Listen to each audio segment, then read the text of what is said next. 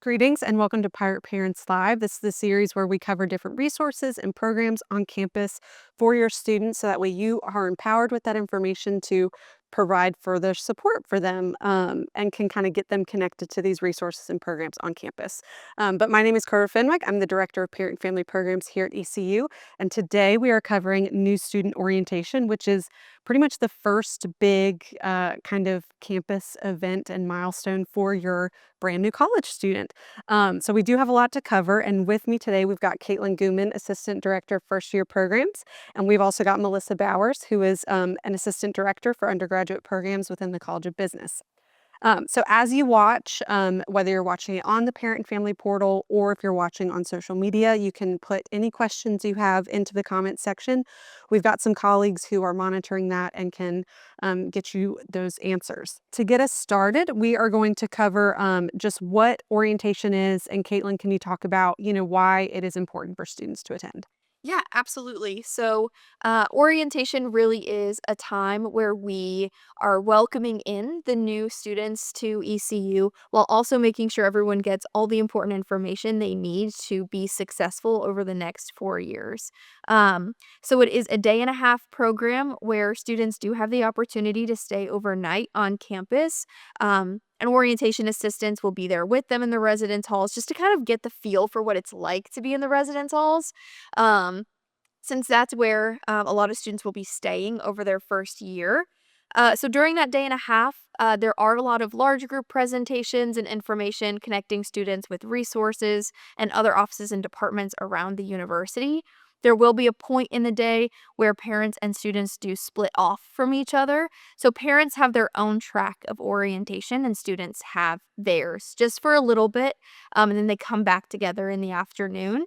But students will be working with their orientation assistants to talk about what does college look like and what are some things they need to know. Everything from academic success to getting involved and engaged on campus and starting to build some of those friendships and first connections in that day and a half while they're here. Parents will cover presentations, of course, like Money Matters, for example, goes over financial aid, the tuition bill, and all of those good things, as well as resources that we have to support your student, like the Center for Counseling and Student Development or Disability Support Services, are all people that will be there to share information so that you're prepared and your student is prepared as well. And then on day two, we also talk, students meet up with their academic advisor. So that schedule you've been working really hard on with your student, we do have you meet with academic advisors for your student's college. And they will help go over and guide your student into fixing anything that might need to be fixed on their schedule, making sure that they're set up for success in their first semester, but then also set up to graduate on time so that when they get here in the fall, everything is set for them and they can just hit the ground running. Yeah, it is a day and a half, like you said, Yeah. and it is a jam-packed It is. day and a half. Yes, but it's a lot of fun. It is so much fun. Yes, it's definitely, I think, my favorite time of the year. Exhausting, but very fun. Yes. Um, okay, so yeah, you covered a little bit of the schedule, kind of what to expect. Um, where can people find the schedule? Is it posted anywhere for them to kind of look at and kind of understand and go through now? Yeah, so we have the schedule available on our website. So if you Google ECU orientation or go to orientation.ecu.edu, you'll click on first year student tab there. And on the side, on the right side of the screen, one of the things is schedule 2025. You'll click on that, and that has the parent and student schedule. Something that's really cool about this now to kind of consider is in the orientation schedule, we have a few concurrent sessions. So those are presentations that you get to choose which one you want to go to. So sometimes it'll be 3 sessions at once, sometimes it'll be four. But they're happening at the same time in the same building. You just choose where you go depending on what interests you. So, an example would be fraternity and sorority life, study abroad, ECU One Card. Those three presentations are happening at the same time. Whichever one you feel like is most beneficial for you and your journey in college is the one that you'll choose to attend. Awesome. Okay, in your overview of orientation, you mentioned meeting with advisors, that students will have that time. So I'm going to jump over to Melissa. Melissa, can you talk about what that kind of meeting with an advisor looks like for students during orientation? Yeah, absolutely. So we start students off and parents together, giving them major information. So these are going to be kind of just general expectations, outlines of degrees, maybe different specific classes that are required. And so think more general information. And then once we cover all that, there will be a point in time where, parents will kind of go on and finish taking care of business, which is a great event that we'll have at the very end. So if you need to tie up any loose ends, and then your student will have a chance to sit one on one, maybe, couple on one, just given staff student ratio, to actually sit down and go over their schedule. So, kind of what that looks like if we zoom out a little bit is when students check in, advisors are notified which students are there, and we actually spend the whole first day looking over your students' schedules behind the scenes. So, while you guys are learning all great information, we're in our offices doing all the hard work of looking over those schedules, making sure that they align with degree expectations, kind of some tips that we encourage for first year students. And then we will be able to give feedback then on the second day. So that's what that registration time will look like between the advisor and the student. And we'll be able to go in and make those fine tune changes right then and there. So hopefully you leave with a very happy schedule. Awesome. I love just the attention to detail that advisors put into every single student's. It is truly not a like, oh, they're a freshman student studying business. It is, and they get this blanket um, schedule. It is very much a fine-tuned, every student schedule gets looked at and approved, which is chef's kiss. ECU advisors, great job. Try. Okay, so Melissa, what do you recommend for students to kind of prepare or to do prior to attending orientation with that schedule? Yeah. So Peer is a great tool, and I encourage all parents, students to navigate to Peer first. And the reason I say that is specifically step 4, I like to shout that one out. There are major guides for every major on campus. So some wonderful angel has gone in and created all of these. And so you can find your specific major, and it is a list of more than enough classes that you would need. So you can kind of pick and choose your own adventure. And that's something I like to point out to students coming into college is very different than high school is, we're not just going to tell you like these are the only 5 classes that you can take. Like we really want you to have some autonomy over what your schedule looks like. So that major guide is really helpful for that. So that would be my first piece of advice to help prepare. The other is if you have received some sort of communication from either your specific advisor or an advising center, it would have gone to your ECU email. The So student would have gotten yeah, the it too. student gets it to their Yep. ECU email, yes. Um, and so that may be the advisor's way of introducing themselves and asking, like, I've kind of already preliminarily, if that's a word, looked over your schedule, and here are some suggestions I have. But that also might be a way for them to be gathering information on dual enrollment credits, AP credits, things of that nature that may change what we would recommend that you register for, have on your schedule. The other recommendation I have is I know this can kind of be overwhelming to create a schedule for the first time. Give it a shot. Even if you just have 2 classes on there, great. Because orientation is really that time that we fine tune it and make it what you want it to be before the fall semester starts. So try your best to get something on your schedule. It does not have to be perfect by any stretch of the imagination. Um, and then always, if you have questions or you're stumped or something's not loading, go ahead and call the advising center for your student's major right then. Don't wait, weeks or months or whatever, because orientation will be here before we know it. So go ahead and call because we can do a lot more work with you right in the moment when you're discovering something's not quite right versus waiting too long. And so I know technology is always a little bit of a journey itself. Yes. So, yeah, that would be my best advice to help prepare. Awesome. Yes, and definitely reiterate that this is We always recommend that your student is sitting down to do this. Parent, guardian, older sibling, whoever, you can be in the room as well. You can sit right next to your student, but definitely have your student sit down and go through peer, because they're not just going to have this one class schedule that they have to build. It's going to be an every semester thing for the next 4 years. So this is definitely their kind of first journey of learning what that is. It is very different than high school or where they were before. So it's okay for you to be in the room. It's okay for you to sit next to them, but we definitely recommend that your student is behind that mouse and behind that keyboard and is reading through it as well. Absolutely. Okay. Yeah. Um, didn't want to overstep our advisor here. Absolutely. Yeah. Because they're the ones who go to those classes every day. So, let them be comfortable with, do I want to have a gap in between my classes or anything like that? Let them decide that. Yes, parents are always like, my student is going to be there 8 a.m. They are a A plus star shining student. They're going to be there 8 a.m. College is very different, and you know what? 8 a.m.s are for some people and they're not for others. So, it is definitely good for your student to make those sort of decisions. Yes. Okay, so what if a student has an undecided major, or I guess is undecided in their major? First of all, love it. It's okay to be undecided. I think sometimes people, parents, families, people think that I have to be on the right track right when I start. You certainly don't. It is okay to be undecided for a little while. 1, 2 semesters.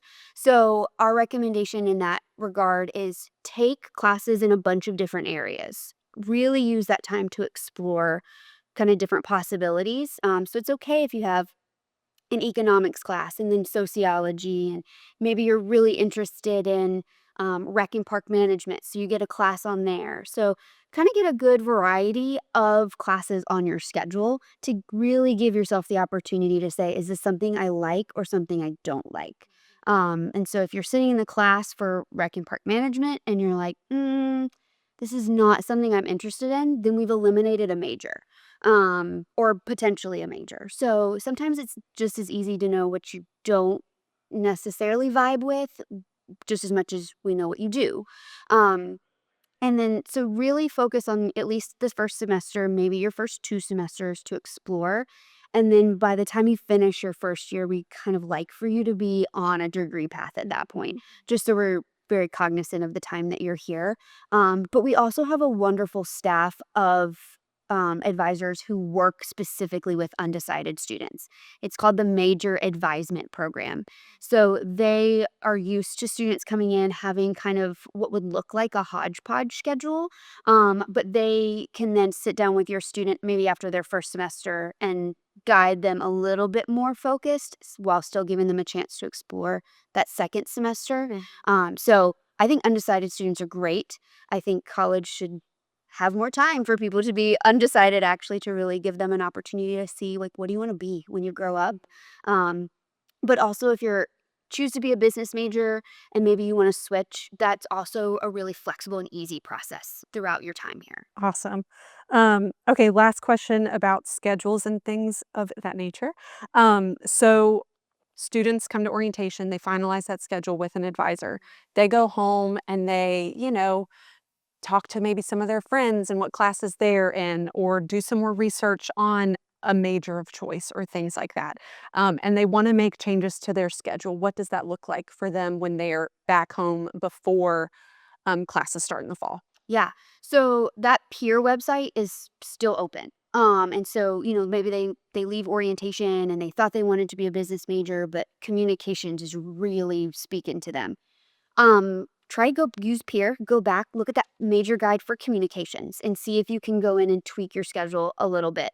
Um, Also, the advising centers are open all summer long. And so if a student does decide to change their major, feel free to reach out to that advising center as well and just say, hey, I was this major. I want to switch. And we can go ahead and do that and get them in contact with an advisor to give some suggestions. But also, you can do it yourself. Kind of figuring out using those major guides as well. Students have until the 5th day of class to change their schedule. So that's really, they have the whole first week. So even if they come in during the second day of class, and they're like, "I want to change my major." We get that a lot, and that's pretty common. And so that is also an okay time to change your major. We might have to get a little creative with your schedule at that point, but we will try the best that we can. But yeah, keep tweaking with it. Keep working on it. Yeah. Awesome. It's never set in stone 100%. Correct. Not until Well, after the 5th day, then it's set in stone. You're stuck with it. But this summer, flexible. yes. Um, okay. So talking about going back to just orientation as a whole, what are some of y'all's just best tips for students and families who are attending orientation? I think a good one is definitely look at the schedule first. Not that you need to. So if you don't, it's no worries. But if you're the kind of person or your student would feel more comfortable having a plan or knowing exactly what their day is going to look like time by time, check out the schedule so you know what's going to be covered, where your student will be versus where you will be at that time or when you'll come back together. And just get an idea of maybe some presentations you might want to go to. So I talked a little bit about the concurrent sessions, but having an idea of what topic you know you're looking for going into that time could be really helpful. Or something that we like to tell students if they're there with their parents and they have family there at orientation with them is to divide and conquer. Mm. So if there are 4 presentations happening at once and there are 2 of you, great. What are your top 2 presentations? And then just split who goes to which one so you get all the information at the same time, no matter what, and you'll just share notes later. And of course, something that to keep in mind is that Greenville is Eastern North Carolina.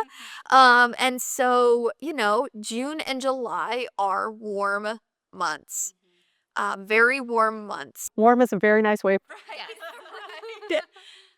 Humidity can be up to like the 98th percentile, and it might be 98 degrees outside while it's that humid. So definitely, be prepared for the heat and humidity. Maybe bring a rain jacket just in case, an umbrella, because we know ECU doesn't just stand for East Carolina University. Fun fact, it also means everyone carries umbrellas, because out here it could rain any day, anytime. So we like to have some preparedness for that. Bring a water bottle with you. So we will have water available throughout orientation. But it's always more convenient when you have your own reusable bottle you can refill throughout the day.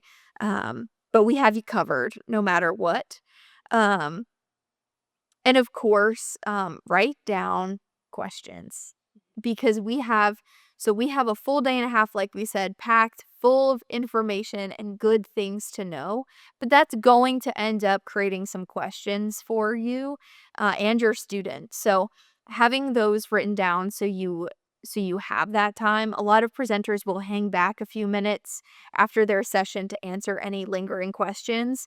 But on day 2, we also have our parent panel, which is personally one of my absolute favorite times during each session.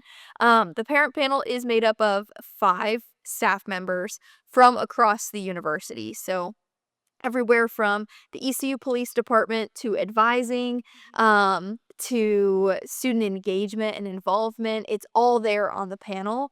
And that is just open forum time for parents to freely ask any question that they have from the past day and a half. Students at that point are separated and with their orientation assistants. So it's just parents in the room with professional staff from the university that are there to answer questions. So being able to have some questions in your back pocket that you would like answered, that could be a really great opportunity. Because a question you might have is a question that probably another parent in the room has. So it's all for the good of the group. Those are probably my biggest things. Be ready for weather. Oh, but because it is the summertime, the student center where we'll be spending a lot of time, that air conditioning works so well, which is fantastic. So dress for warm weather, but bring a sweater for when you're inside because it can be chilly in there sometimes. So, Yeah. Very, yeah. While giving presentations, I often have a sweater on. yeah. Very, yeah.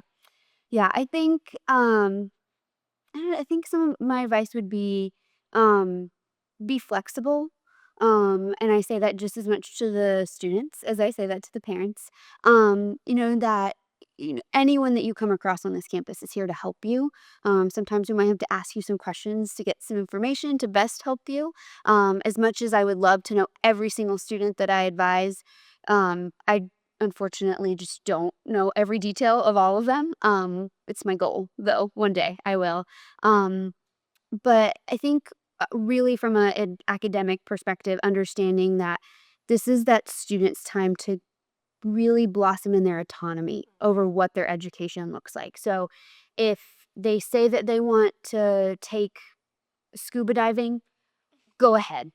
It's fun, it's exciting, it's kind of unique to be able to do that while you're in college. So it's okay to have some fun classes in there. It's okay to mix it up a little bit. But really letting your student have kind of that ownership over what their schedule looks like will set them up for success for every semester going forward.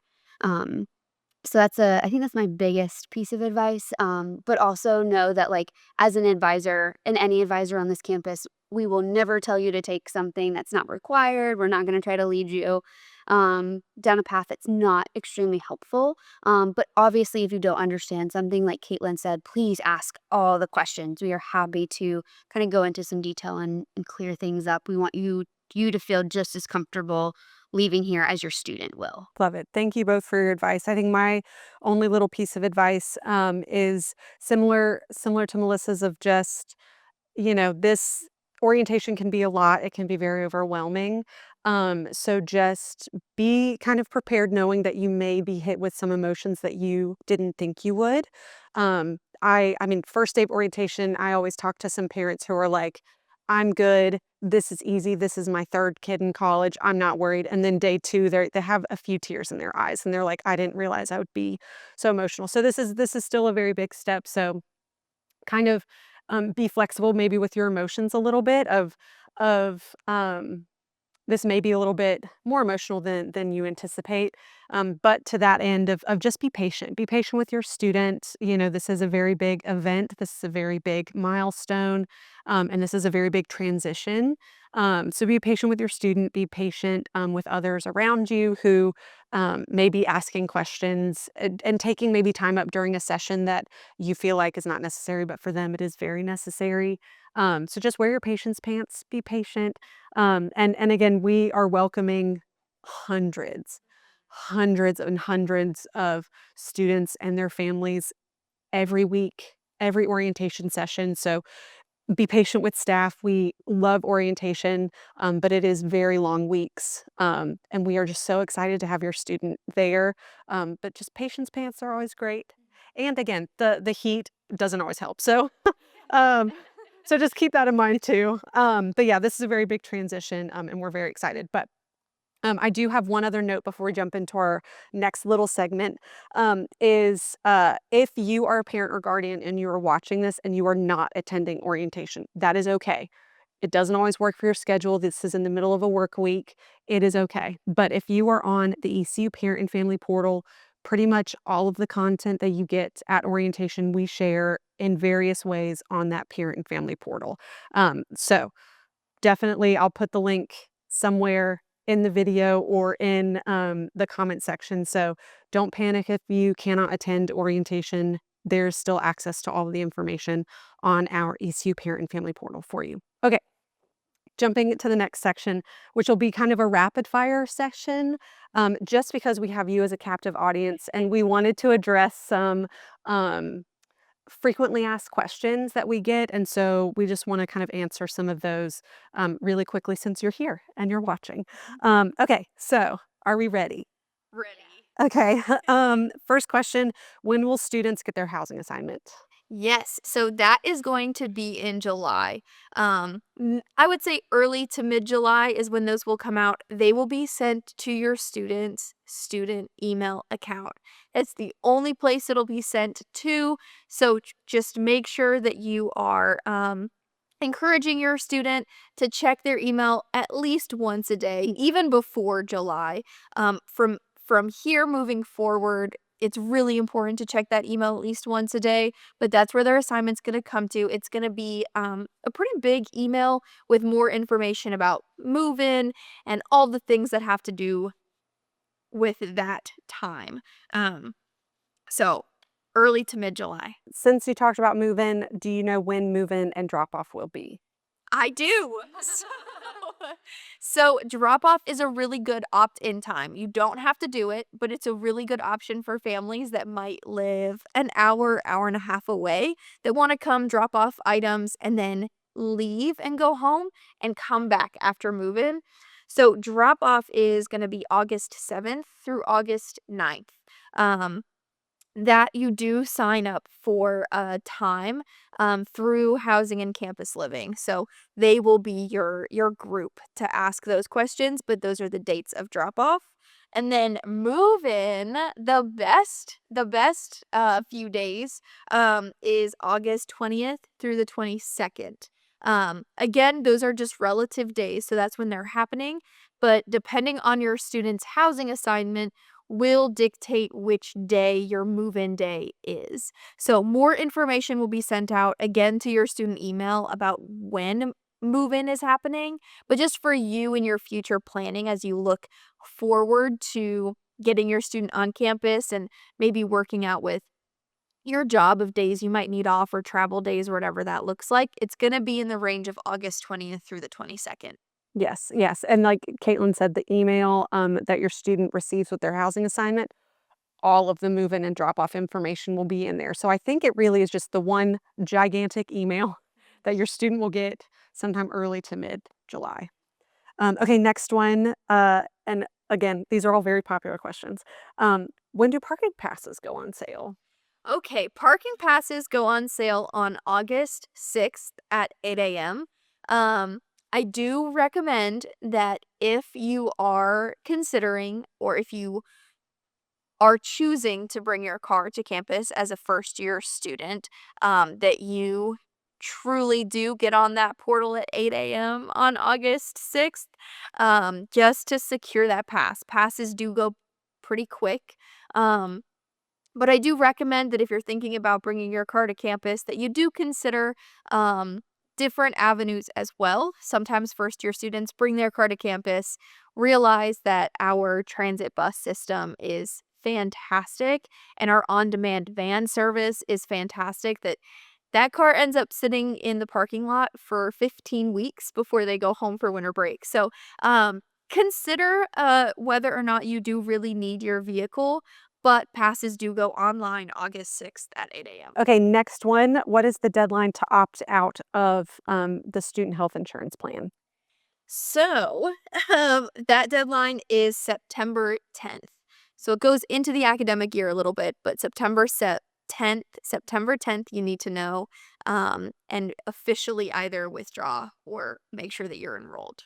Yes, every student will automatically be enrolled into that health insurance plan. So if you already have health insurance, if your student already has health insurance, that is what you'll have to opt out of. And again, it's not until September 10th, so that one can be moved down the checklist a little bit farther if you need to. And students get the reminder if they haven't when they log into PiratePort. So if you happen to forget or wait until after orientation, they'll get a reminder when they log in. Perfect. Yes. Okay, two left. When are immunization forms due?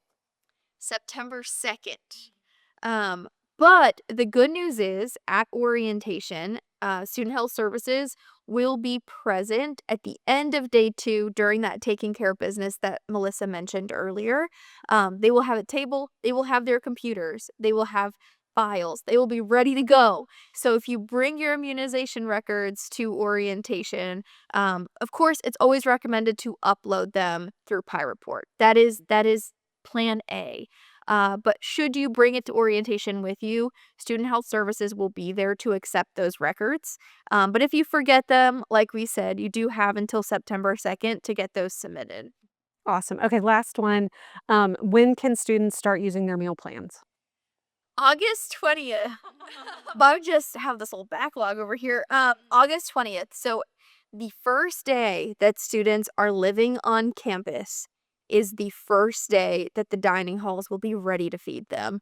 We will not ever allow your student to be living on campus for the academic year and not have food available. So, August 20th, they'll be able to take their one card out and swipe it for the very first time, which is going to be a really fun experience. Well, at least I think it'll be a fun little like this is your first time using it, but yep, you'll move in and be able to just start swiping that card.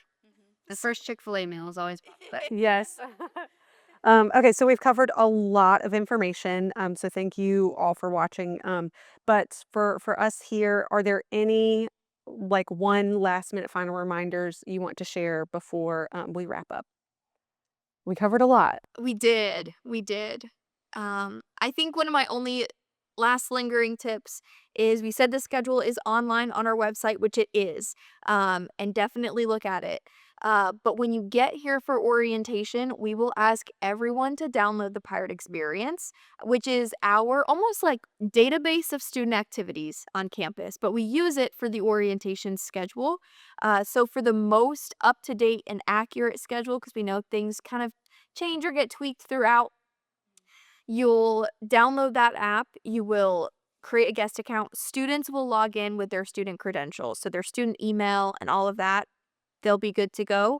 But for parents, they'll create a guest account and be given access to the most up to date schedule. So up to date that if I make edits to it that day, it'll reflect it immediately. So if you wanted to go ahead and download the Pirate Experience now before orientation, you're welcome to do so, but we will have QR codes available at orientation to make that process easier as well. Awesome. I think my kind of best piece of advice, as an alum, I remember coming to orientation, a long time ago, and just it was a lot of fun. Um, and now being on the other side of things, remembering that nothing that we are going to do is life or death. Like we're not performing brain surgery, it we will get whatever is figured out. And so because of that, remember to take the time to actually have fun. Remember, like, this is a big moment in your child's life, and so letting them, be excited and have so much fun and getting to relish in that with them and watch them do that. Don't get so caught up in the deadlines and the nitty-gritty and all of Right. that's the piece that kind of gets left to the wayside. ECU is a pretty fun place. I went to school here and I still work here, so clearly I didn't wanna leave. Um, and so don't get caught up in all of it. We will make sure that everyone is covered, that nothing is missed. Um, if we need something from your student, we will let them know and we will ask and ask and ask. So it does leave room for fun and those emotions that you talked about earlier. Yeah, yeah. And there are fun parts to orientation. There are educational sessions, but the orientation team does plan some very fun things in there too. Absolutely. They are a hoot. And the orientation assistants are already so excited, planning for their small groups and getting to know everyone coming into the university. We really are just here to help facilitate you succeeding in your first year. And so we cannot wait. Our whole jobs are your students. So we take great pride in making sure that your student has a positive, fun experience, but that everyone also gets what they need to be successful. I love it. Okay, well, thank you so much for tuning in. Thank you both for being here. If you watching at home have any questions about new student orientation coming up, just start by going to orientation.ecu.edu. That is their website. We'll put it in the chat and in the little description so you can link to it very quickly. So everything you need to know is there, as Caitlin mentioned. But if you have questions after going to the website, you can also reach out to the team that puts together orientation. So you can email them at orientation@ecu.edu, or you can call 252-328-4173. So those are for more, again, those more specific questions, but general questions go to the orientation website. But yeah, thank you again for tuning in. We're so ecstatic to welcome the class of 2029. Yes. Oh my goodness, the class of 2029. and all of their families as well. So we can't wait to see you this summer.